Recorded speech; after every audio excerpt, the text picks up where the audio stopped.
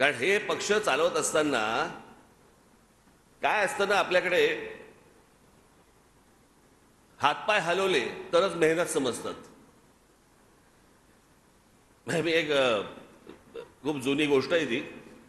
एकदा राम गणेश गडकरी त्यांच्या, मी ऐकलेली गोष्ट होती. राम गणेश गडकरी एकदा त्यांच्या कोकणाच्या घरामध्ये, कोकणाची घरं सगळी अशी उघडी, दारं खिडक्या, दरवाजे बंद असे पण खिडक्या बिडक्या उघड्या, आतलं घर अख्खं दिसायचं.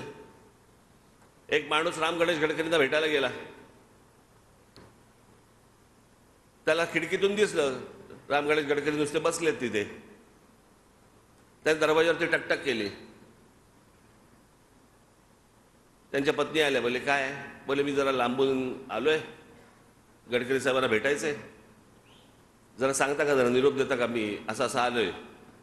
ते बोले बसा तुम्ही बाहेर वरांड्यात, ते जरा कामात आहेत. अर्ध्या तासाने परत त्यांनी दरबार ठोकला. तो बोला अहो गडकरी साहेबांना सांगितलं का तुम्ही? ते बोले हो मी जरा सांगितलंय, तुम्ही बसा, ते जरा कामात आहेत. तिसऱ्या वेळेला तो भयंकर भडकला. तो म्हणतो नुसते बसलेत आणि हे सांगतायत मला कामात आहेत कामात आहेत. तिसऱ्या वेळेला दरबार ठोकला. तो म्हणतो की तुम्ही कळवलं का त्यांना? ते बोलले हो मी त्याला कळवलं, ते त्यांनी तुम्हाला सांगितलं बसा म्हणून, ते जरा कामात आहेत. म्हणतो बाई कशाला खोटं बोलता माझ्याशी? मगापासून खिडकी बंद बघतोय मी, नुसते बसलेत ते, आणि तुम्ही सांगता कामात आहेत कामात आहेत. ते बोलते नुसते बसलेले जेव्हा असतात ना तेव्हाच ते कामात असतात. आपल्याकडे विचार करणं हे काम आहे हे कोणी मानतच नाही. हातापायाची धावपळ जेवढी करू आपण, हातापायाची धावपळ जेवढी करू त्यालाच मेहनत मानतात, पण विचार करणं याला मेहनतच नाही मानत.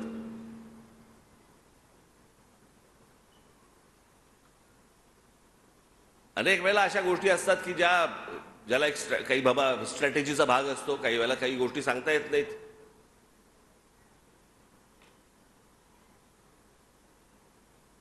काही वेळेला तुमच्यासमोर एक चित्र वेगळं उभं राहतं. नशीब महाराजांच्या वेळेला सोशल मीडिया नव्हता.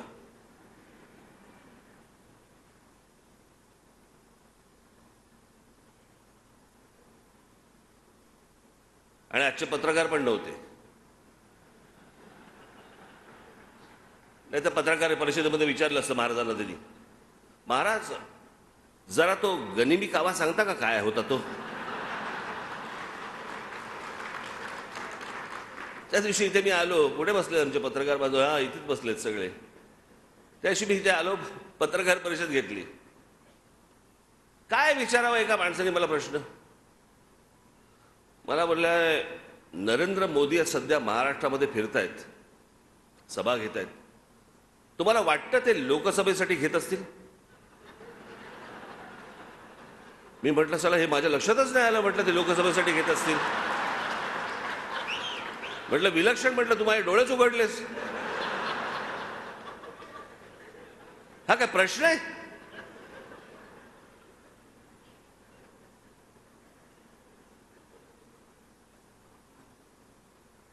आज या वर्धापन दिनाच्या निमित्ताने सांगतोय मी तुम्हाला एक पहिली गोष्ट, मला जे काय बोलायचं आहे ना, भरपूर गोष्टी बोलायच्या आहेत,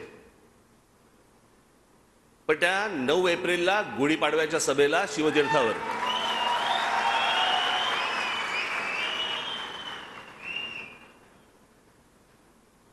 महाराष्ट्र नवनिर्माण सेनेने आज असंख्य कामं केली, अनेक कामं केली, अनेक आंदोलनं केली, यशस्वी आंदोलनं केली. माझ्या अनेक महाराष्ट्र सैनिकांनी तुरुंगवास भोगला, माझ्या सकट लाट्या काट्या खाल्ल्या महाराष्ट्रासाठी, मराठी माणसासाठी.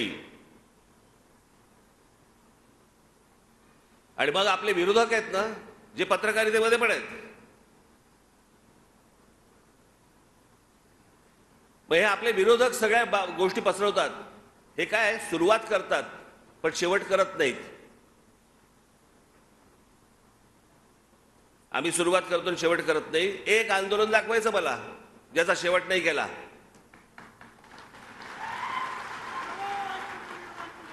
बाकीच्यांना प्रश्न नाही विचारणार आहे. मग आता आम्ही विचारतो की मागच्या सरकारांनी एक विषय पुढे ढकलला होता, त्याचं पुढे काय झालं, शेवट का नाही झाला? अरबी समुद्रामध्ये शिवाजी महाराजांचं, आमच्या शिवाजी महाराजांचं स्मारक अजूनपर्यंत का नाही झालं? पंतप्रधान आले, फुलं वाहून गेले ना, काय झालं त्या फुलांचं? अशा कित्येक गोष्टी आहेत